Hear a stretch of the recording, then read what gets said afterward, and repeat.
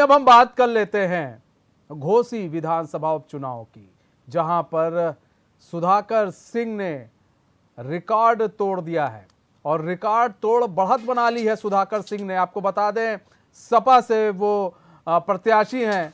UP में घोसी विधानसभा पर जो उपचुनाव हुए थे उसके नतीजे आपके सामने हैं। 26,041 वोटों से आगे हैं। सपा को अब तक 59.86% वोट शेयर मिले हैं। बीजेपी का जो वोट शेयर था 36.14% रहा। 17 राउंड के बाद काउंटिंग जो है वो प्रशासन ने रोका था, चूंकि लंच के लिए। सुधाकर व दारा सिंह चौहान के बाद तीसरे स्थान पर नोटा घोषित है। मतलब घोसी में जो नोटा है वो तीसरे स्थान पर है। घोसी विधानसभा उपचुनाव में तो नोटा का जो है सोटा चला है। 10 उम्मीदवारों में नोटा भी अपनी मजबूत पकड़ बनाए हुए है। ये एक गंभीर विषय है। 876 मत पाकर नोटा निर्दलीय प्रत्याशियों से आगे निकल चुका है। अब आप सोचिए, 10 उम्मीदवार में जो नोटा है उनसे आगे है, तीसरे स्थान पर है। यानी कि अगर हम दारा सिंह को छोड़ दें तो नोटा है उनके बाद। तो सुधाकर सिंह ने जो है घोसी में रिकॉर्ड तोड़ बढ़त बनाई है। सुधाकर सिंह ने 26,041 वोटों से वो आगे हैं। सपा का अब तक जो वोट परसेंटेज है बताया जा रहा है जो है 59.86% है। वहीं बीजेपी का जो वोट परसेंटेज है वो 36.14% था। उसके बाद कुछ देर के लिए काउंटिंग रोका गया था लंच करने के लिए। फिर वो सुधाकर व दारा सिंह चौहान के बाद तीसरे स्थान पर नोटा है। घोसी विधानसभा उपचुनाव में नोटा का जो सोटा चला है ये कहना गलत नहीं होगा।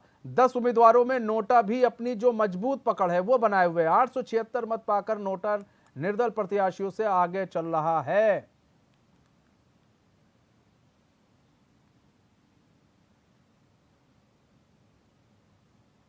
तो देखिए, बागेश्वर उपचुनाव में जिस तरह से पार्वती दास ने बाजी मारी, तो वहीं अभी तक फिलहाल आपको बता दें 32 राउंड की काउंटिंग होनी है उत्तर प्रदेश के घोसी विधानसभा में, जिसमें 17 से 18 राउंड की हो चुकी थी।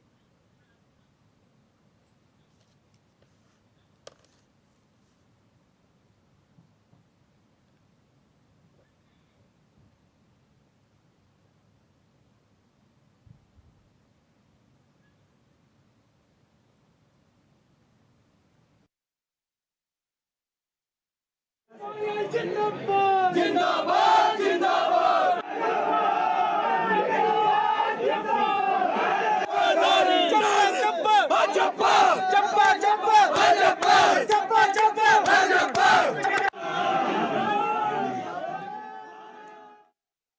तो हमारे साथ तो राजनीतिक विश्लेषक वीरेंद्र शर्मा जुड़ चुके हैं, हमारे साथ अमितेश श्रीवास्तव जुड़ चुके हैं, यूपी हेड हमारे साथ देहरादून से जुड़ चुके हैं रोहित विक्रम सिंह हमारे संवाददाता। तो आप पहले तो हम आपका सर वीरेंद्र शर्मा जी बहुत बहुत स्वागत करते हैं HN 24/7 में। रुक कर लेते हैं सबसे पहले यूपी हेड का अमितेश का। अमितेश, क्या हो गया घोसी में? पूरा अमला जमला सब लग गया था बीजेपी का, अमला जमला झमला रह गया।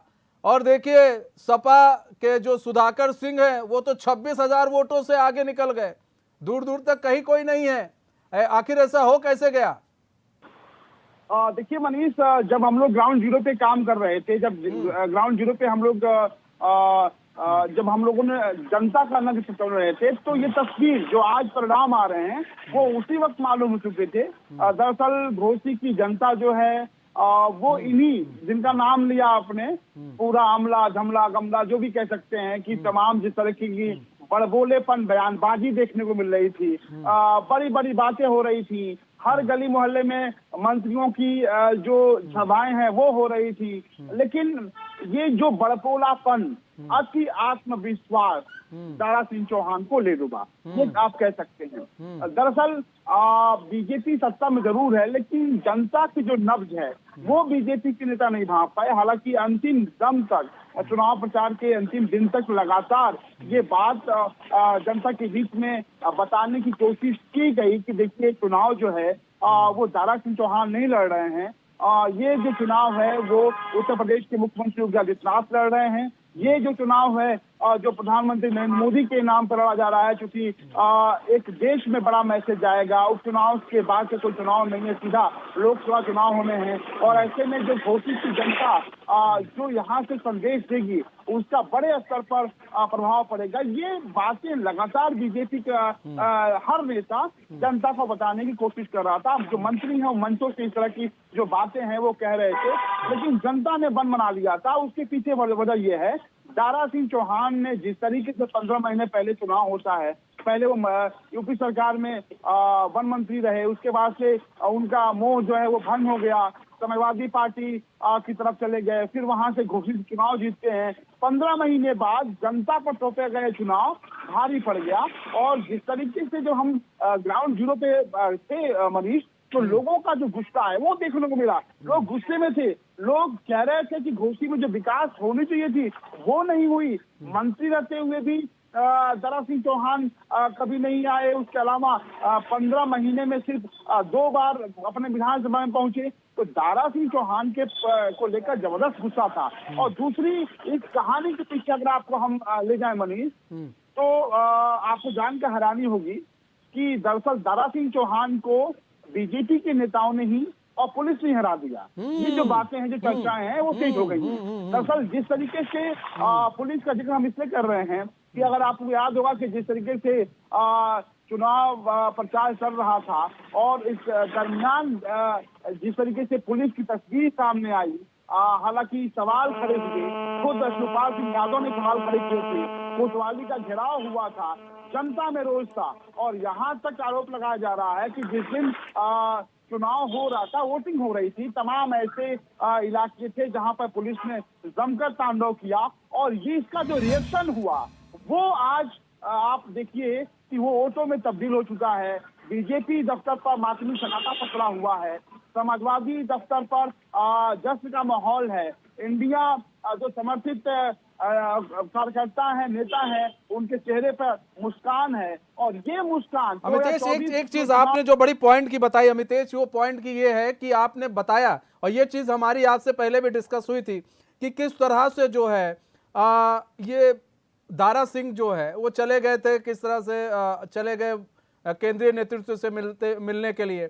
सीएम योगी को उन्होंने दरकिनार किया, वो गए केंद्रीय नेतृत्व से मिले कि भैया हमें ज्वाइनिंग करना है। उन्होंने कहा नहीं, आपको यूपी से ही ज्वाइनिंग करना पड़ेगा। तो एक नाराजगी तो थी पार्टी के अंदर, खाने एक नाराजगी थी दारा सिंह को लेकर। और ये नाराजगी इसलिए भी थी क्योंकि वो सीएम योगी को क्रॉस करना चाह रहे थे, और क्रॉस करके वो केंद्रीय नेतृत्व के कहते हैं ना कि एक सबसे होनहार बच्चे की तरह बनना चाह रहे थे, लेकिन ऐसा हुआ नहीं। और वो क्रॉस करने जो वजह रही, दूसरी चीज लगातार जिस तरह से इन्होंने पार्टी बदली है उसको लेकर भी जनता में नाराजगी थी। वरना देखिए कई बार इन्होंने इसी जनता ने इनको जिताया था, लेकिन अगर इस बार जनता ने इनको, अभी तक फिलहाल ये पीछे हैं, अभी हम कहते हैं चुनाव में सब कुछ लास्ट में ही तय होता है, अभी तो फिलहाल पीछे चल रहे हैं। तो जिस तरह से अभी सुधाकर सिंह आगे निकल रहे हैं, तो कहीं ना कहीं जनता ने इस चीज को भांप लिया था कि इस आदमी का कोई भरोसा नहीं है, पता चला आज यहाँ कल कहीं और है। मनीष देखिए, बहुत देर हो चुकी है, बहुत देर हो चुकी है। इसलिए हम कह रहे हैं कि जो आंकड़ा है उसको छू पाना मुश्किल सा लगता है। और क्योंकि उसके पीछे वजह यह है कि एक बड़ा आंकड़ा है, जो गैपिंग हो बहुत ज्यादा है। और यही वजह है कि मतगणना स्तर पर बात करें तो समाजवादी पार्टी के तमाम जो कार्यकर्ता नेता हैं, वहां पे जश्न का माहौल है, बीजेपी खेमे में मायूसी है, मातमी सन्नाटा है।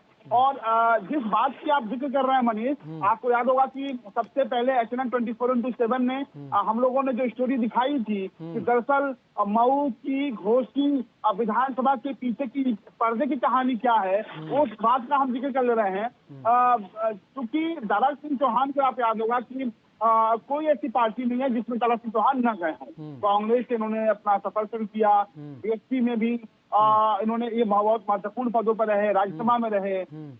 जब बीजेपी सरकार में आई तो बीजेपी का दामन थामा, पार्टी ने इन पर भरोसा जताया और बड़े स्तर पर जो इनको पिछड़ा मोर्चा का इनको राष्ट्रीय अध्यक्ष तक बनाया गया। यूपी सरकार में ये कैबिनेट मंत्री बनाए गए, लेकिन इन्होंने, क्योंकि इनके बारे में कहा जाता है कि हवा का रुख जो है वो भापते हैं, लेकिन मौसम वैज्ञानिक कभी कभी फेल भी हो जाते हैं। तमाम मौसम वैज्ञानिक इसमें हैं, इसमें उत्तराखंड का भी नाम आप जोड़ सकते हैं। तो दारा सिंह चौहान को ये लगा कि समाजवादी पार्टी की सरकार आ रही है, और जाहिर सी बात है उन्होंने पाला बदला। समाजवादी पार्टी के मंच पे गए, अखिलेश यादव के बगल में बैठे, दूसरी तरफ स्वयं प्रसाद मौर्य बैठे, और उत्तर प्रदेश के मुख्यमंत्री योगी आदित्यनाथ पर एक लंबी चौड़ी जो आरोपों की बौछार है वो लगा दी, और बाकायदा मुस्कुराते हुए समाजवादी पार्टी का जो रसीद है वो थाम लिया। उन्हें लगा कि अब तो पार्टी सत्ता में आ गई, लेकिन हुआ उल्टा। अब समाजवादी पार्टी सत्ता में आई नहीं। जाहिर सी बात है कि सत्ता में रहने के आदी हैं, बेचैनी बढ़ गई। 15 महीने विधायक रहने के बावजूद उन्होंने बहुत कुछ सहा, बहुत कुछ, चूंकि सत्ता से दूर थे। अब 15 महीने तो इन्होंने सह लिया, उसके बाद से अंतोगत्वा इन्होंने उत्तर प्रदेश बीजेपी को बिल्कुल साइडलाइन करते हुए दिल्ली का रास्ता पकड़ लिया, यानी कि घोसी से चले और दिल्ली पहुंच गए। दिल्ली जो ही ये खबर उत्तर प्रदेश के मुख्यमंत्री और बीजेपी, यूपी बीजेपी को लगी, उसके बाद से कहीं ना कहीं बीजेपी पार्टी के भीतर ही जो एक जो शुरुआत हो गई, गर्माहट की जो शुरुआत हो गई, मनीष कह सकते हैं हो गई। दिल्ली से इनको साफ तौर पे कहा गया कि देखिए भाई, आपको पार्टी में शामिल होना है, आपको तो यूपी, आप यूपी में जाके, ठीक है अमितेश बने रहिए, हमारे साथ तो रोहित विक्रम सिंह भी जुड़े हुए हैं। रोहित, एक तरफ देखिए, अब हम बात कर रहे थे, अभी हमारे यूपी हेड जुड़े हुए, हम बात कर रहे थे घोसी विधानसभा का, एक जगह मातम छाया हुआ है बीजेपी के एक खेमे में उत्तर प्रदेश में, और यहाँ पर पटाखे फोड़े जा रहे हैं। अभी सीएम धामी अपना बयान दे रहे थे, वो जीत की खुशी जाहिर कर रहे थे, पार्वती दास को जीत की बधाई दे रहे थे, ऐसे में पटाखे फोड़े जा रहे थे उनके पीछे। बागेश्वर उपचुनाव में ऐसा क्या किया गया जो घोसी विधानसभा चुनाव में नहीं देखने को मिला? ऐसा क्या चीज हुआ? जीत का मेन फैक्टर क्या रहा है रोहित? देखिए मनीष, चूंकि भारतीय जनता पार्टी की प्रदेश में सरकार है, सरकारी तंत्र भी भारतीय जनता पार्टी की सरकार के अधीन ही काम करता है, और चूंकि हम लगातार इस बात को कहते आए हैं कि यहाँ पर जो बागेश्वर का उपचुनाव है, ये आगामी 2024 के लोकसभा के चुनाव के सेमीफाइनल के रूप में देखा जा रहा है।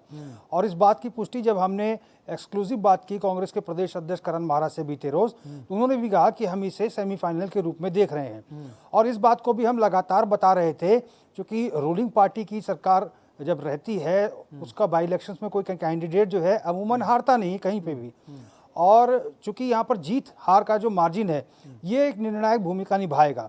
और चूंकि 2409 वोटों से पार्वती दास ने बसंत कुमार को हराया है, तो एक बहुत बड़ी जीत के रूप में से नहीं देखा जाएगा। चूंकि हम अगर फ्लैशबैक में जाएं तो मुख्यमंत्री पुष्कर सिंह धामी ने जब चंपावत से उपचुनाव जीता था, तो अब तक के रिकॉर्ड मार्जिन से वो जीत कर आए थे, और कमोवेश यही अंदाजा लगाया जा रहा था कि 4 बार के विधायक स्वर्गीय चंदन राम दास रहे और पहली बार मंत्री बनाए गए।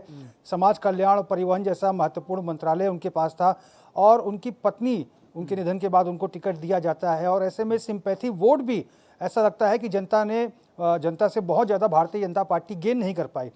और कहीं ना कहीं जो ये जीत है, ये जीत की चाबी, जब याद कीजिए मनीष, जब भारतीय जनता पार्टी के कोर कमेटी की जब बैठक हुई थी, राष्ट्रीय अध्यक्ष संगठन BL संतोष आए थे, उन्होंने तमाम विधायकों और सांसदों से कहा था कि आप प्रत्येक विधानसभा क्षेत्र में जाइए, हर गांव में जाइए, टिफिन बैठकें कीजिए, कार्यकर्ताओं के साथ, पदाधिकारियों के साथ जनता का फीडबैक लीजिए।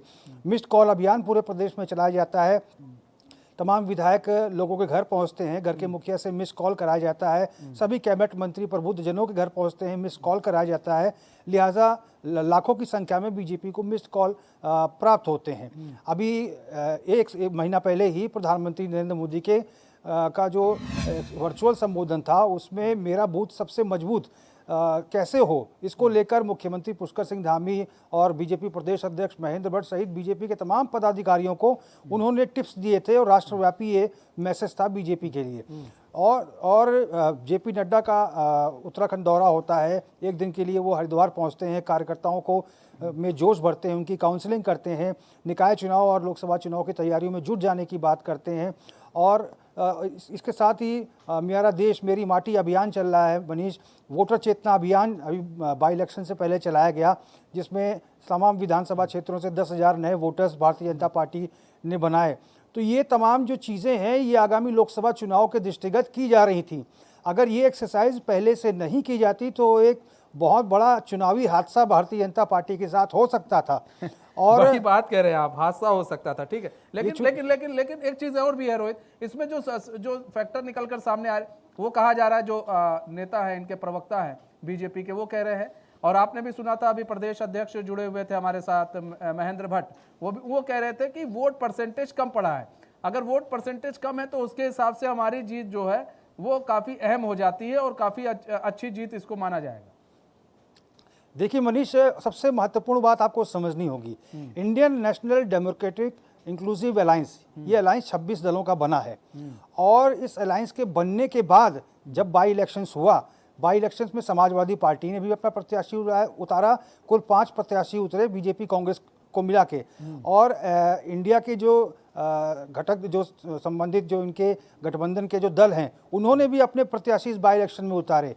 तो समझा जा सकता है कि अगर उन्होंने प्रत्याशी ना उतारा होता और कांग्रेस के फेवर में प्रचार प्रसार किया जाता और बीजेपी को हराने का प्रयास किया जाता, तब हो सकता है कि भारतीय जनता पार्टी की कैंडिडेट पार्वती दास हार जाती काफ़ी अच्छे मार्जिन से। लेकिन यहाँ सभी राजनीतिक दलों ने अपने अपने प्रत्याशी चुनावी मैदान में उतार दिए, लिहाजा खामियाजा इसका खामियाजा भी जो है यहाँ पर कांग्रेस को झेलना पड़ा है। ठीक है रोहित, हम रोकना चाहेंगे। हमारे साथ मनोज यादव जुड़ चुके हैं, सपा के प्रवक्ता मनोज यादव जी, स्वागत है चैनल में आपका। मनोज यादव जी, काफी भारी भरकम मतों से आगे चल रहे हैं आप लोग घोसी में। अगर बात की जाए घोसी में तो काफी आगे चल रहे हैं, लेकिन बागेश्वर में चुनाव जो है आपका, जो इंडिया अलायंस है, वो तो हार गया है। लेकिन घोसी में आपको क्या लग रहा है, अभी कितना और आप लोग आगे निकल जाएंगे? अभी 26,000 से तो आगे चल रहे थे, और मेन वजह क्या रही मनोज भाई, ये भी जानेंगे, मेन वजह क्या रही है इसमें? देखिए, सबसे बड़ी बात ये थी कि इंडिया का टेस्टिंग था कि उत्तर प्रदेश, जो कि योगी आदित्यनाथ के चेहरे पे प्रधानमंत्री मोदी और बीजेपी आरएसएस दम भरती है, उसका लिटमस टेस्ट होना था, हो गया। और परिणाम अभी नहीं आए, लेकिन जिस तरीके से सुबह से लगातार बढ़त बन रही है, उस बढ़त के आधार पे ये कहा जा सकता है कि इंडिया गठबंधन इतना कमजोर नहीं है जितना कि योगी आदित्यनाथ का चेहरा उत्तर प्रदेश की राजनीति में मजबूत दिखाया या बताया जा रहा है। मैं एक बात स्पष्ट कर दूं मनीष जी, आपके चैनल के माध्यम से, कि अगर बीजेपी को ये लगता है कि वो उत्तर प्रदेश, गुजरात या तमाम सारे स्टेट में अब आज भी बड़ी मजबूत स्थिति में है, तो ये बीजेपी का दुस्वप्न है, भ्रम है। आपने बागेश्वर चुनाव की बात की, तो बागेश्वर चुनाव में पहली बात ये थी कि मौजूदा विधायक की डेथ हुई थी, सिंपैथी वोट था मौजूदा कैंडिडेट जो बीजेपी की थी उनके पास, वो उनकी पत्नी लड़ रही थी। लेकिन उसके साथ साथ एक प्रॉब्लम और भी थी, वहाँ इंडिया इतनी मजबूती से नहीं लड़ा। इंडिया लड़ने से मेरा अभिप्राय है कि वहाँ कांग्रेस सिंगल प्लेयर थी। उत्तराखंड में या तो बीजेपी है या तो कांग्रेस है, और कोई बहुत दल बहुत बड़ी ताकत में है नहीं। और कौन कौन पार्टियां लड़ी है चुनाव? समाजवादी पार्टी तो नहीं लड़ी है, लेकिन और कौन सी पार्टी चुनाव? समाजवादी पार्टी मैदान में थी सर। अच्छा, हाँ। तो अगर वहां पे इंडिया पूरी मजबूती के साथ नहीं लड़ी तो निश्चय ही इस वजह से वहां हार हो गई। लेकिन अगर आप ये देखेंगे, जहां इंडिया मजबूती से चुनाव लड़ेगी, यानी कि सिंगल प्रत्याशी उतारेगी, वहां पे बीजेपी को चारों खाने चित होना पड़ेगी। एक बड़ी बात इंडिया के लगातार नेताओं ने कही है कि 60% वोट इंडिया के पास है। वो आप जब उत्तर प्रदेश के मऊ जिले के घोसी विधानसभा का चुनाव देखेंगे तो वो आपको चरितार्थ होते हुए दिखेगा। इंडिया गठबंधन के प्रत्याशी सुधाकर सिंह जी को 60% वोट लगभग मिल रहा। बिल्कुल बिल्कुल। तो ये जो बातें हैं, जो ये आंकड़े हैं, ये बीजेपी को बेचैन करने वाले हैं। ये परिणाम आपको बिहार में देखने को मिलेगा 2024 में, महाराष्ट्र में मिलेगा, उत्तर प्रदेश में आपको मिलेगा देखने को, आपको पश्चिम बंगाल में देखने को मिलेगा, आपको साउथ के जितने भी स्टेट हैं, आंध्र प्रदेश को छोड़ के सारे स्टेट में ये आपको परिणाम देखने को मिलेगा। बीजेपी के पास बहुत स्पेस नहीं रह गया है। मध्य प्रदेश में भी अगर सारे राजनीतिक दलों ने मिलकर चुनाव लड़ लिया तो बीजेपी विपक्ष में कितने विधायकों के साथ बैठेगी इस पे भी संशय अभी मेरे ख्याल से होना ही शुरू हो जाएगा, क्योंकि सभी राजनीतिक दलों के पास होते, किसी के पास 1% होगा, किसी के पास 5% होगा, किसी के पास 10% होगा। तो ये घबराहट है मौजूदा सरकार की, और मैं ऐसा महसूस करता हूँ कि बीजेपी कुछ भी रणनीति अपना ले, कोई भी तरीका अपना ले, जो परिणाम 2024 के लिए निर्धारित कर दिए जनता ने, वो परिणाम सामने आने। ठीक है मनोज भाई, ठीक मनोज भाई बने रहेगा। महत्वपूर्ण एक बात क्या है? जी जी बिल्कुल बिल्कुल। बीजेपी के दो चीजें समाजवादी पार्टी और इंडिया गठबंधन ने खत्म कर दी। एक ये कि क्या ये बिखरा हुआ विपक्ष हमसे चुनाव लड़ पाएगा, एक उसको खत्म कर दिया। और मोदी के सामने कौन, ऑप्शन कौन, वो भी हमने खत्म कर दिया है। इन दो बातों पे अब डिबेट नहीं होगी, अब डिबेट मुद्दों पे होगी, और मुद्दों के आधार पे बीजेपी हमसे लड़ेगी। अगर धर्म, भगवान, सनातन, फलाना धमाका, अगर ये फोकस मुद्दे अगर चुनाव में जो जनता के हित के मुद्दे नहीं है, वो अगर बीजेपी लाएगी तो इसको और नुकसान होगा। ठीक है, ठीक है। वीरेंद्र शर्मा जी, देखिए आप किस तरह से देख रहे हैं पूरे चुनाव को? आपने घोसी भी देख लिया, आपने बागेश्वर भी देख लिया, घोसी में आगे चल रहे हैं, बागेश्वर में तो जीत ही हासिल कर लिया है, तो किस तरह से देख रहे हैं? अब ऐसा देखिए, मनोज यादव जी कह रहे हैं कि भाई अब तो यहाँ पर उत्तर प्रदेश में डेंट लग गया, अब यह चुनाव अगर हारती है घोसी विधानसभा बीजेपी तो एक बड़ा डेंट लग जाएगा। बागेश्वर में एक बड़ी जीत हासिल की गई है, तो सीएम योगी के चेहरे पर ही वहाँ पर चुनाव लड़ा जा रहा था, बीजेपी लड़ रही थी, तो ऐसे में किस तरह देख रहे हैं आप पूरी तस्वीर को? देखिए मनोज जी, जैसे मैं अभी सपा के प्रवक्ता जी की बात सुन रहा था, तो सबसे पहले तो मैं पार्वती जी को बधाई देना चाहता हूं, और साथ ही साथ सपा के जो घोसी विधानसभा से कैंडिडेट है सुधाकर जी, इनको भी मैं बधाई देना चाहता हूं कि ये लगातार बढ़त बनाए हुए हैं, और उम्मीद है कि ये इस यहाँ पे बड़े भारी मतों से जीतेंगे। परंतु मैं अभी इनकी बात को सुन रहा था कि ये आकलन कर रहे थे कि इंडिया वर्सेस एनडीए, तो मेरा जो नज़रिया है, मेरा जो एनालिसिस है, मेरा सोचना तो यह, देखो ये टोटल पूरे देश में 7-8 सीटों के ऊपर जो बाई इलेक्शन हो रहा है, इसको सीधा लोकसभा 2024 के चुनाव से जोड़ना मेरे हिसाब से तो ये एक सही एनालिसिस नहीं है कि आप एक घोसी विधानसभा की सीट, वो भी विधानसभा की सीट, वो भी एमपी की सीट नहीं है, और विधानसभा की सीट्स को आप पूरे देश में, ये अगर आप सोच रहे हैं कि हम पूरा देश जीत सकते हैं, तो ये सोचना इनका थोड़ा गलत होगा। क्योंकि देखिए देश बहुत बड़ा है, हमारा देश विभिन्नताओं से भरा हुआ देश है, और यहाँ इतनी 543 एमपी आएंगे चुनकर, तो ये ऐसा नहीं है कि आप एक विधानसभा सीट्स तय कर दे कि आप तो मोदी जी को आप हरा देंगे, नहीं, मेरे हिसाब से आपका परसेप्शन गलत है। आपको अभी भी आपने कहा कि सिंगल कैंडिडेट, इनकी बात को मैं कहना चाहूँगा, इन्होंने कहा कि हम हर क्षेत्र में, हर जगह जहाँ भी 24 में चुनाव होंगे वहाँ सिंगल कैंडिडेट इंडिया का उतारेंगे। अरे ऐसी समीकरण अगर आप बना पाते हो तो इससे बेस्ट क्या है, पर आप बना पाओगे क्या? पहला क्वेश्चन तो आप ही से ही है। मेरे को तो नहीं दिख रहा है कि इस तरीके का तालमेल आप लोगों के बीच में बैठ जाएगा, क्योंकि यहाँ पे हर पार्टी अपनी क्षेत्रीय पार्टियां हैं, ज़्यादातर आपके यहाँ क्षेत्रीय पार्टियां जुड़ी हुई है, तो ये जो क्षेत्रीय पार्टियां होती है उनको अपना वर्चस्व अपने उस प्रदेश में, जिस प्रदेश में उसका वर्चस्व है, उसे बरकरार रखना, आगे भविष्य के लिए भी देखना होगा कि वो कहाँ किस तरीके से, कहाँ किसके साथ कैसे समझौता कर सकती है।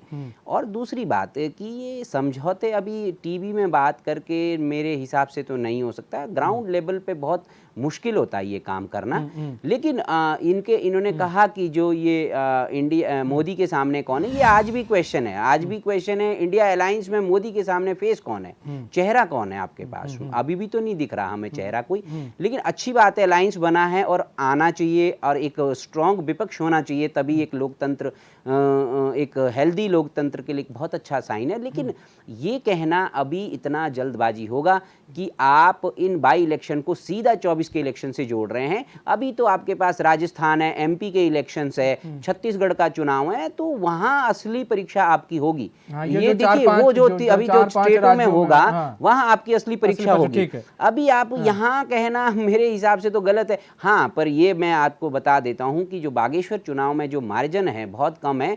यहाँ मुझे लगता है कि कहीं ना कहीं कांग्रेस को ये जो मैंडेट मिला है थोड़ा बहुत जनता की तरफ से जो वोट शेयर काफ़ी ज़्यादा मिला है, तो इससे एक अच्छा साइन है इस प्रदेश के लिए, खास करके उत्तराखंड के लिए, क्योंकि उत्तराखंड में ज़्यादातर दो ही पार्टियों का वर्चस्व रहा है शुरू से लेकर के, है ना। और दूसरी बात ये होता है कि देखिए बीजेपी को फ़ायदा जो मिला है, बीजेपी को फ़ायदा इस बात का भी मिला है कि वो सत्ताधारी पार्टी है, और सत्ताधारी पार्टी के साथ बहुत सारी चीज़ें साथ में रहती है। और ज़्यादातर चुनाव यहाँ इस प्रदेश में 14 बाई इलेक्शन हुए आज तक, आपको जैसा मालूम है कि 14 बाई इलेक्शनों में से एक चुनाव 2005 में जो कि द्वारा हाट से चुनाव एक शायद उस वक्त उत्तराखंड क्रांति दल के प्रत्याशी जीत गए थे, और आज तक बाकी तो जो पार्टी जिस वक्त जो सत्ता में रही है वो सत्ताधारी पार्टी ही उस चुनाव को जीती है। ठीक है। मनोज यादव जी, अब तो आप लोग को ईवीएम पर भरोसा है, अब तो आप लोग को नहीं लग रहा है ना ईवीएम हैक हुआ था। अच्छा, एक चीज और भी है कि हमारे रिपोर्टर भी वहां पर रहे थे, वहां पर उन्होंने ग्राउंड जीरो से रिपोर्टिंग की थी, जहां पर दो चीजें जो फैक्टर निकलकर वो सामने आई, एक तो नाराजगी की वो बार बार जो दल बदल रहे थे, और दूसरा ये आप लोग वहां पर ये कामयाब हो गए कि बाहरी भगाव का जो नारा दिया था, ये दो फैक्टर मनोज यादव जी आप लोगों के लिए रामबाण की तरह काम कर गया। निश्चय ही ये दोनों बातें अपनी जगह प्रासंगिक रही हैं, लेकिन जो विश्लेषक हैं या जो हमारे साथी बोल रहे थे जी कि 2024 का आकलन ना करें, नहीं करेंगे। आप कहते हैं तो हम बोलेंगे ही नहीं, कहिए तो हम चुप हो जाए, खामोश हो जाए।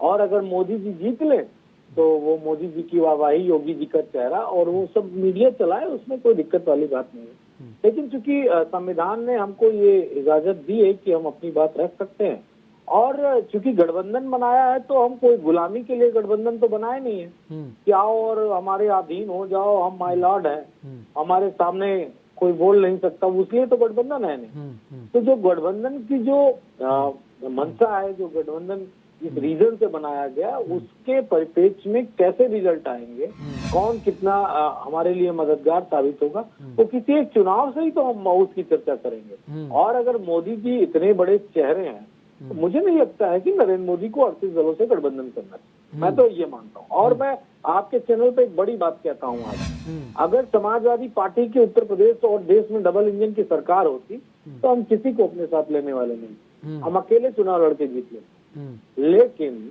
एक सरकार जो 10 साल से सेंट्रल गवर्नमेंट में 10वें साल में चल रही है, और उत्तर प्रदेश में 6ठा साल 7वां साल उसका चल रहा, उसको कहीं ओम प्रकाश राजभर की जरूरत पड़ती है, कहीं समाजवादी पार्टी के कैंडिडेट की जरूरत पड़ती है, कहीं दूसरे घटक दलों को उनकी वहां जरूरत पड़ती है, उसके बावजूद भी चुनाव नहीं जीत पा रही है। तो ये स्पष्ट हो गया कि कहीं ना कहीं एनडीए, अभी अब एनडीए की हम चर्चा करने लगे जब इंडिया बना, तो उससे पहले तो मोदी मोदी मोदी सब कुछ, मतलब पार्टी भी मोदी, प्रत्याशी भी मोदी, चेहरा भी मोदी, मुद्दा भी मोदी, सब कुछ मोदी था। देखो, ये तो इंडिया जब आया तब एनडीए की बात होने लगी है। बीजेपी थी, बीजेपी भी नहीं थी भाई, बीजेपी और सब कुछ पीछे था, सिर्फ मोदी थे।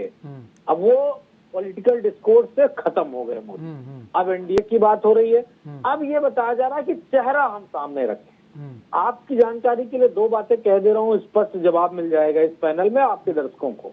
दो चीजें हमने खत्म की है कि ये बिखरा हुआ विपक्ष जिसको हमने एक किया है, ये खत्म हुआ, यानी कि एक लड़ने की बराबरी की टीम खड़ी हो गई सामने। और दूसरा, चेहरा कौन होगा। अभी तक तो सिर्फ इंडिया नाम दिया है, तो बौखलाहट इस हद तक है कि 70, 80, 90 साल का नाम इंडिया छोड़ने के लिए मजबूर हो गए हैं कि नहीं अब तो भारत ही हम बोलेंगे, हम अब इंडिया नहीं लिखेंगे।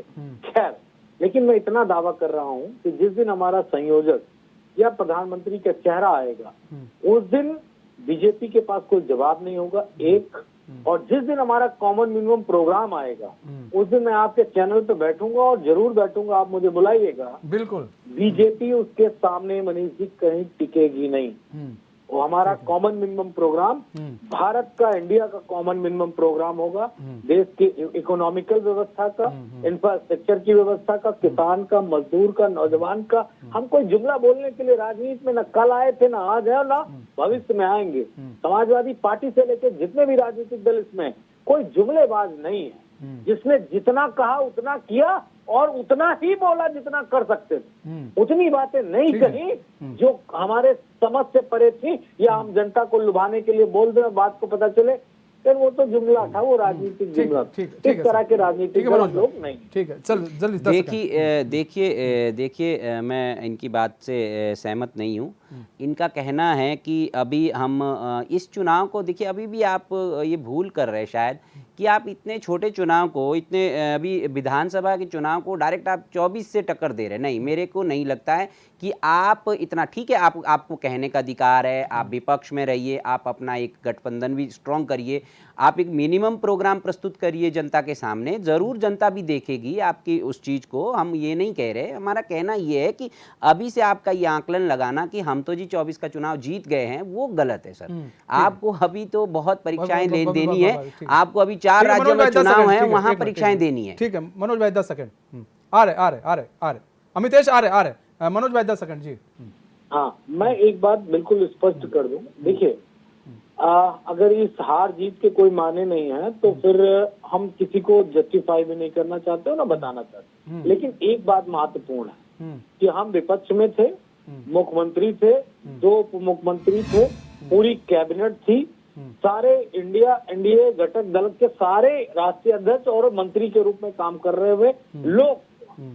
जातीय समीकरण इनका, राजभर समाज के नेता थे, चौहान समाज के नेता थे, ठाकुर समाज के थे, मौर्य समाज के थे, पंडित समाज के थे, सारे, कोई ऐसा समीकरण नहीं था जो बीजेपी के पक्ष में न बैठता। लेकिन उसके बावजूद समाजवादी पार्टी का कैडर वोट 2 मानते हैं। सभी लोग कहते हैं कि यादव मुसलमान की पार्टी है। हमारा प्रत्याशी इन दोनों जातियों में शामिल था।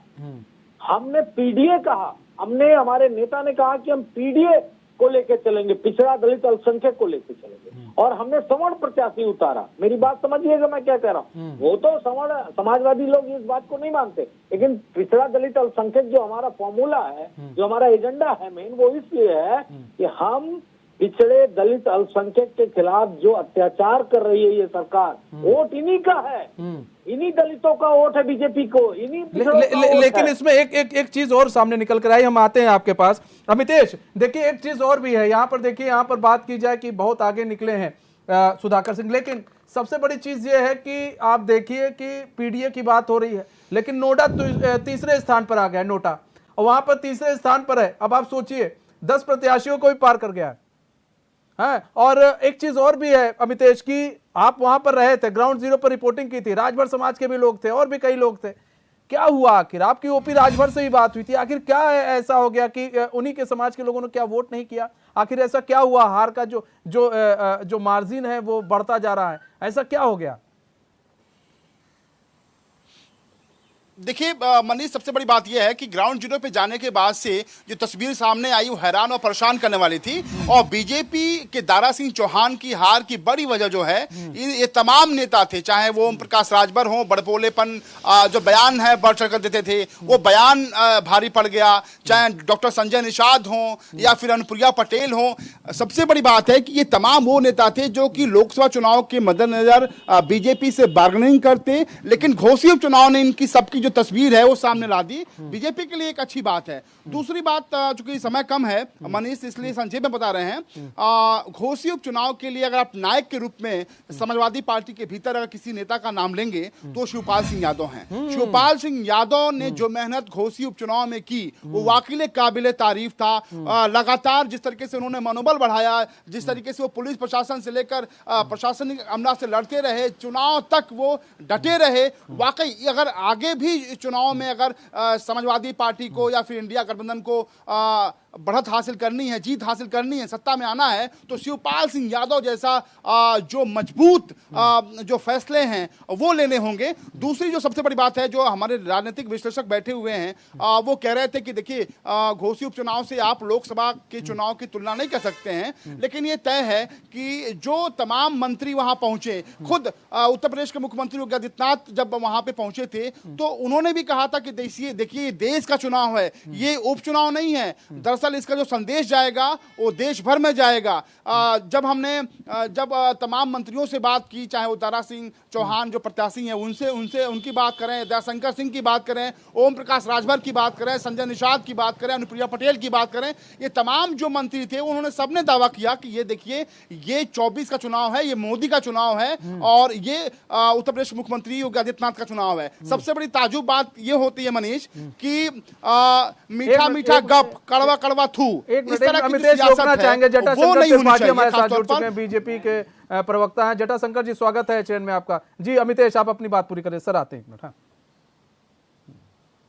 देखिए सबसे बड़ी बात यह है कि जिस तरीके से बात वहां, अगर दयाशंकर सिंह कहते हैं कि देखिए मंचों से कहते हैं कि देखिए जो दारा सिंह चौहान से भूल हुई उसे माफ करिएगा, ये दारा सिंह चौहान, ये हम आपको आपके पास मनीष अपने पास ऑडियो वीडियो है, आप देखिए उसको। वो मंचों से कहते हैं कि देखिए दारा सिंह चौहान से भूल हुई थी, उसे माफ करिएगा, लेकिन ये 24 का चुनाव है, ये लोकसभा चुनाव के ठीक पहले का चुनाव है, इसके पहले अब चुनाव नहीं होंगे देश में। और ये जो संदेश जाएगा एक बड़ा संदेश जाएगा। इसलिए अगर आपको चाहते हैं कि प्रधानमंत्री नरेंद्र मोदी बने तो दारा सिंह चौहान को जिताइए। अमितेश, इसी तरह के बयान एक चीज अमितेश आपने कही, एक बड़े पॉइंट वाली बात कही, शिवपाल यादव को लेकर बात कही गई कि उनकी भी ये अग्नि परीक्षा थी, कहीं ना कहीं ये अग्नि परीक्षा थी। अगर ये चुनाव हारते तो कहीं ना कहीं उन पर भी सवाल उठते, लेकिन जो भरोसा जताया अखिलेश यादव ने शिवपाल सिंह यादव पर, क्योंकि आपको ही मालूम है राजनीतिक खिलाड़ी बहुत बड़े हैं शिवपाल यादव, हम लोगों ने देखा है, फील्ड पर देखा किस तरह से एक वक्त था लाठी खाकर वो लोग सत्ता में आ गए। तो ऐसे में शिवपाल सिंह यादव ने जिस तरह से अपनी भूमिका निभाई प्रदेश के अंदर और खासकर घोसी विधानसभा उपचुनाव को लेकर, कहीं ना कहीं उस पर जो एक सवाल या निशान खड़ा कर रहे थे कि कैसे होगा, शिवपाल सिंह यादव कैसे करेंगे, लेकिन उन्होंने करके दिखाया और उस अग्नि परीक्षा में पास भी हुए। और ये कहा जा सकता है, इसमें कोई दो राय नहीं, कि शिवपाल सिंह जैसा सरीखा नेता होना चाहिए। अगर समाजवादी पार्टी को अगर और भी बेहतर करना है तो उनको और आगे बढ़ाना चाहिए, अगर उनके नेतृत्व में चलेंगे तो शायद वो और आगे बढ़ सकते हैं। अमितेश आ रहे। देखिए मनीष, सबसे बड़ी बात यह है कि शिवपाल सिंह यादव ने जो उपचुनाव में जो उन्होंने जिस तरह काम किया और जो उत्साह नेताओं में उन्होंने भरा, आपको एक घटना बताते हैं मनीष कि तमाम जो सीनियर्स लीडर गए थे समाजवादी पार्टी के, उनसे हमारी बात हुई, तमाम कई गांव में हमने कवर किया, तो लोगों के अंदर एक था कि नहीं देखिए शिवपाल सिंह यादव मऊ में है, घोसी में है, और ऐसे में हम घोसी छोड़ के हम बाहर नहीं जा सकते। तो इस तरह का संदेश गया पार्टी कार्यकर्ताओं के अंदर, समाजवादी पार्टी के। और सबसे बड़ी बात रही कि जब नेता आपका संघर्ष करता है तो पार्टी कार्यकर्ताओं में, नेताओं में जोश आता है, और ये जोश घोसी में हमें देखने को मिला। एक घटना बताते हैं मनीष की, सुबह 4 बजे शिवपाल सिंह यादव और सुधाकर सिंह, उनकी सुबह 4 बजे मीटिंग होती है, और ये हर रोज जब तक कैंपेनिंग चला सुबह सुबह वो मीटिंग करते थे, देर रात तक वापस आते थे। तो जाहिर सी बात है कि मेहनत किया, और खासतौर पे ओम प्रकाश राजभर, अनुप्रिया पटेल, संजय निषाद और तमाम जो मंत्रीगण हैं उनको शिवपाल सिंह यादव से सीखना चाहिए, किस तरह उन्होंने संघर्ष किया। बयान आप जटाशंकर त्रिपाठी जी, ठीक है अमितेश, जटाशंकर त्रिपाठी जी कहीं ना कहीं फेल हो गए। देखिए घोसी विधानसभा चुनाव में फेलियर आपका सामने आया, पूरे अमला जमला सब चला गया था वहां पर, मुख्यमंत्री चले गए, मंत्री चले गए, ऐसा कोई मंत्री नहीं, ऐसा कोई डिप्टी सीएम नहीं जो ना गया हो। क्या हो गया सर, फिर भी आपको वोट नहीं मिल पाया, आखिर कहां कमी रह गई? कहीं ऐसा तो नहीं जो प्रत्याशी आपने खड़ा किया वो गलत प्रत्याशी खड़ा कर दिया था और ये आपकी सबसे बड़ी गलती हो गई? देखिए, चुनाव एक प्रक्रिया है, उस प्रक्रिया का हिस्सा बनने के लिए हम सब लोगों ने दांव पे खेला, और दांव पे खेल करके दारा सिंह चौहान को ही हिस्सा बनाया। अब वो दारा सिंह चौहान इसके पहले समाजवादी पार्टी के नेतृत्व में इलेक्शन लड़ चुके थे, अभी हम सब लोगों के नेतृत्व में इलेक्शन लड़ रहे हैं। ये कहीं न कहीं जनता का जो आशीर्वाद मिला है, वो आशीर्वाद की नीतियों पर हम लोगों को फिर से लड़ने की जरूरत है, सीखने की जरूरत है, और ये प्रक्रिया ही हम लोगों को और मजबूत बनाता है। इसलिए हम और मजबूत बन के उभरेंगे, ये हम जानते हैं। और मजबूत, लेकिन कमी रह गई है जटाशंकर जी, जो कमी रह गई है, क्या प्रत्याशी गलत चुन लिया आपने? ये सबसे बड़ी कमी अब जो सामने निकल कर आ रही है कि प्रत्याशी गलत चुन लिया आपने। नहीं, हम अपने प्रत्याशी को संवैधानिक नजरिए से चाहते तो हम अपने अलग तरीके से भी उनके साथ जो हमारी वापसी हुई है, उस वापसी में हम अलग नजरिए से उनके साथ हम रह सकते थे, संबंध बना सकते थे। लेकिन हम लोगों ने उनको अपने दल में लेने से पहले अपने दल के लोगों को जनता के बीच में भेजने का जो निमंत्रण दिया, जो आह्वान किया कि आपको जनता से सुन करके ही हमारे बीच में पहुंचना होगा और जनता का रुख को भी समझना होगा। ये अच्छी बात है कि ये भारतीय जनता पार्टी का ही देन है कि भारतीय जनता पार्टी के नजरिए से, जागरूकता से लोग चीजों को समझ रहे हैं, और उसी समझने की वजह से आज हमें एक नई सीख मिली है। इसको हम लर्निंग मानते हैं। आप जानते हैं कि हम लोग हर रोज, हर समय, हर मिनट अपने पूरे देश में अलग अलग क्षेत्रों में लर्निंग का एफर्ट रखते हैं। तो आशीर्वाद जनता का सुधार है, और फिर उसी जगह पर हमारी जनता, दोषी की जनता पुनः भारतीय जनता पार्टी को नई शख्सियत के साथ अगले चुनाव में ठीक है भारतीय जनता पार्टी के साथ खड़ी मिलेगी। ठीक है वीरेंद्र शर्मा जी, देखिए सवाल ये भी है वीरेंद्र भाई कि कहीं ऐसा नहीं प्रत्याशी तो नहीं गलत चुन लिया था इन लोगों ने? देखिए, मैं वही कह रहा हूँ कि जो घोसी विधानसभा में आपने देखा, घोसी विधानसभा में जो बीजेपी की कमी है, वो एक तो बीजेपी की हार का जो कारण है, सबसे बड़ा कारण नहीं हुई, अभी तो फिलहाल पीछे चल रहा है, हार ही मान लीजिए आप। लेकिन उसके पीछे सबसे बड़ा कारण है धारा सिंह की दल बदलू नीति। सबसे बड़ा कारण एक ही है। और मैं आपको बताऊं, अंदरूनी खाने में बीजेपी के नेता लोग भी उनसे नाराज थे, और वो जो कैंपिंग कर रहे थे वो एक दिखावा टाइप का वो उन्हें करना पड़ता है पार्टी के होने के नाते, चाहे वो मुख्यमंत्री को खुद भी कई बार रैली में जाना पड़ता था, परंतु वो भी नहीं चाहते थे कि अब इस व्यक्ति को फिर से हम उस तरीके से अपना क्योंकि वो कई बार क्रॉस कर चुके थे पार्टी लाइन को, क्योंकि आपने देखा है उनको कई बार कई चुनाव में जो वो उधर भागते हैं जिधर की तरफ सत्ता होती है। और अभी तो वो अपने प्रदेश के जितने बीजेपी की जो अपनी प्रदेश टीम है उसको भी क्रॉस करके सेंटर में जाने की कोशिश कर रहे थे, परंतु उनको वहां से इसीलिए भेजा गया था कि आप जाइए, जो कुछ होना है उधर से आप करिए। तो ये हो सके बीजेपी का भी इसमें उतना वो नहीं था, मन नहीं था, तो उसका कारण वो खुद है। मेरे को नहीं लगता कि जनता का इस तरीके का वो मैंडेट है कि भाई खुद एक कारण बन गए, खुद ही वो एक कारण है, और आगे भी देखिएगा कहीं उस चीज में। मनोज यादव जी, आप आज आपका दिन है, आज मुस्कुरा रहे हैं आप, क्या बात है? मुस्कुराता हूँ और मेरा अंदाज भी यही डिबेट करने का। मुझे मुस्कुराहट इस बात से आ रही है कि अपनी कारगुजारियों को कोई इस कदर छुपा सकता है और हारे हमसे और पैर फिसलन बता सकता है। तो ये जो तरीका है, ये हम लोग करते नहीं है राजनीति। जो बेचारे नहीं, हम तो हार गए, हमारा मन था हम हार जाएंगे। तो भैया आपका मन हो या ना हो, हम 24 में आपको हरा के रहेंगे, क्योंकि हमने वो सारे समीकरण बना लिए हैं जो समीकरण हमको बनाना चाहिए।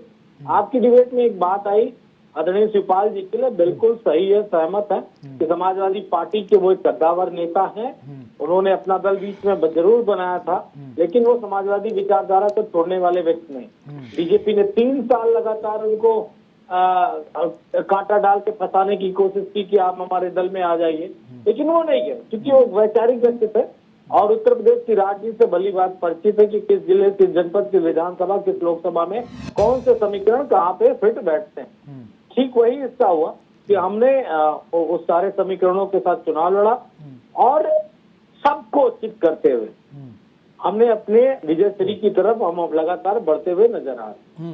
इस जीत को जो छोटा मानेगा उसकी मानसिक स्थिति छोटी है, उसकी राजनीतिक सोच छोटी है, उसको राजनीतिक समझ नहीं है।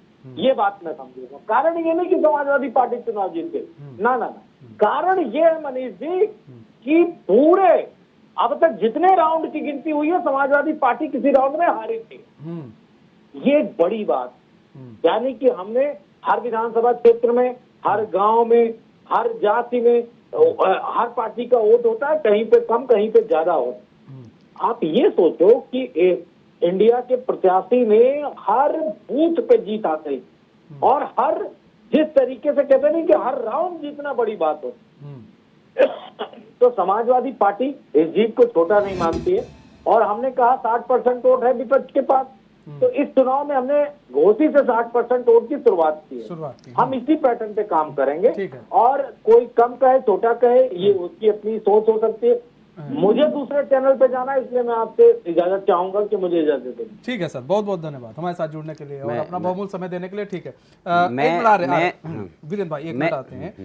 जटाशंकर त्रिपाठी जी, जटाशंकर भाई देखिए यहाँ पर एक सपा के जो प्रवक्ता थे उन्होंने बड़ी बात वो कहे कि देखिए जीत अब तो इस जीत तो जीत गए, लेकिन हर जीत का असर जो है वो जरूर पड़ता है, कई जिलों पर पड़ता है, क्योंकि जब वो जीतता है तो जब जीतता है तो फिर लोगों के मन में आता है कि भाई ये आदमी जीता है, उसके बाद कुछ दिन तक तो रहता ही है। अब इस जीत अगर वो जीत जाते हैं मान लीजिए, तो फिर आगे बीजेपी की रणनीति क्या होने वाली है जटाशंकर जी? लगता है जटाशंकर जी से विमान संपर्क टूट गया। जी वीरेंद्र भाई आप अपने बात। देखिए मनोज जी, मैं अभी मनीष जी अभी मैं इनकी बात सुन रहा था, हम सपा के जो प्रवक्ता थे कि हमने सारी इक्वेशनें बना ली है। देखिए इक्वेशन बनाना बहुत आसान काम है, उन्हें बैलेंस करना सबसे मुश्किल काम होता है। तो ये देश भर के लिए जरूर उन्होंने हजारों इक्वेशंस बनाई होगी, परंतु उन इक्वेशनों को बैलेंस कैसे करेंगे, बैलेंस आउट कैसे करेंगे, उनका मिनिमम कॉमन मिनिमम प्रोग्राम कब आएगा, कब देश के सामने प्रस्तुत होगा? आप तो कितना आपका कुछ प्रोग्राम लेट नहीं हो रहा, अभी चुनाव बिल्कुल आपके अब मतलब एक मान लीजिए कि 8-9 महीने बाकी है ना, और आप अभी से कह रहे हैं कि हमने ये, परंतु मुझे नहीं लगता कि आप लोग इस चुनाव को सीधा 24 से जोड़ रहे हैं, पर ऐसा नहीं है। यहाँ जो हारने का जो सबसे बड़ा कारण है वो कारण खुद कैंडिडेट है। कैंडिडेट की जो अपनी छवि थी, दल बदलू छवि, उसके कारण वहाँ उन्हें बीजेपी को हार का सामना करना पड़ा। और दूसरी बात, जैसा अभी हमारे संवाददाता जी ने कहा कि उन्होंने ग्राउंड लेवल पे जाके देखा है कि वहाँ पे पुलिस प्रशासन भी एक हिसाब से बीजेपी के अगेंस्ट था, और जो वहाँ के जो लोगों के बीच में जो गुस्सा था, गुस्सा इस बात का था कि ये व्यक्ति तो हमारा क्या भला करेगा, ये तो खुद का नहीं सब इसका भरोसा कि कब कहाँ चला जाए। तो ये सब चीज़ें छोटे छोटे फैक्टर्स थे। और दूसरी बात, विपक्ष ने मिलकर चुनाव लड़ा, और दूसरी यहाँ पे जो शिवपाल यादव जी ने भी मेहनत ज़रूर की है, और उनका भी एक मेहनत करने का जो अपना तरीका एक्सपीरियंस है वो अपना पार्टी को उन्होंने दिया है और तरीके से चुनाव लड़ा। लेकिन बीजेपी ने यहाँ पे तन मन धन से चुनाव नहीं लड़ा। मैं आपको सच्ची बात बताऊं, बीजेपी का वो तन मन धन यहाँ नहीं देखने को मिला हमें। चुनाव प्रचार में भी हम जब इनके कैंपिंग देखते थे तो हमें नहीं लगता था कि चुनाव पूरे मन से बीजेपी लड़ रही थी। और ये अब आप यहाँ बागेश्वर को ले लीजिए, बागेश्वर में बीजेपी ने पूरा तन मन धन से चुनाव लड़ा और जीत भी हासिल की। ठीक है, ठीक है अमितेश, देखिए बागेश्वर में तो उन्होंने अगर बात करें बीजेपी ने जीत हासिल की है, ठीक है। अब यहां पर घोसी की बात करें, वहां पर अभी पीछे चल रहे हैं। ऐसे में ये कहा जा रहा है, अब सपा के प्रवक्ता ये कह रहे थे कि भाई हम अब देखिए अब किस तरह से इंडिया गठबंधन आगे आएगा और हम जीत हासिल करेंगे। तो अब बागेश्वर में जो चुनाव हारे हैं उसका क्या है फिर? यहां तो सपा जीती है, वहां कांग्रेस हार गई है, और गठबंधन में दोनों एक साथ हैं, तो उसका क्या है फिर? कहीं ना कहीं अगर हम इसको 24 से जोड़ेंगे तो या फिर ये माने कि 24 में फिर ये यहां से हाथ धोते नजर आएंगे उत्तराखंड से। देखिए मनीष, इसको समझना होगा कि उत्तराखंड की सियासत, जमीन और उत्तर प्रदेश के घोसी की जो जमीन है उसमें बहुत जमीन आसमान का अंतर है, फर्क है। सबसे बड़ी बात यह है कि उत्तराखंड के जो लोगों ने जिस तरीके से बीजेपी का साथ दिया, वो उसके पीछे उनकी अपनी रणनीति होगी, विकास के तमाम मायने होंगे, उन मापदंडों पे वो कसौटी पे अपने प्रत्याशी को खरे कसे होंगे। लेकिन अगर घोसी की बात करें तो बिल्कुल तस्वीर अलग और उल्टा थी। इसमें दो पहलू है। एक तो समाजवादी पार्टी और इंडिया समर्थित जो प्रत्याशी हैं सुधाकर सिंह, स्थानीय हैं, पॉइंट टू पॉइंट अब आपको समझाने की कोशिश कर रहे हैं कि बहुत स्थानीय हैं, पहले भी वहां से वो विधायक रह चुके हैं। सबसे बड़ी बात यह है कि बहुत सरल हैं, बहुत सुलभ हैं, इसलिए उनकी प्रति जो लोगों का नजरिया है वो दूसरा है। क्योंकि अगर रात में भी अगर सुधाकर सिंह को किसी ने फोन किया तो उसके लिए वो खड़े रहे, पहली बात यह है। दूसरी, समाजवादी पार्टी के नेता शिवपाल सिंह यादव ने बहुत मेहनत करी, एक रणनीति अख्तियार करी और उस रणनीति के तहत मुझे लगता है कि ये जो जीत है वो समाजवादी पार्टी को हासिल हो रही है। तीसरा जो फैक्टर है, दारा सिंह चौहान का दल बदल, वो बीएसपी में रहे, फिर बीजेपी में गए, फिर सपा में गए, फिर बीजेपी में गए। जो दल बदल का जो उनका सियासत रहा है उससे लोगों में नाराजगी थी।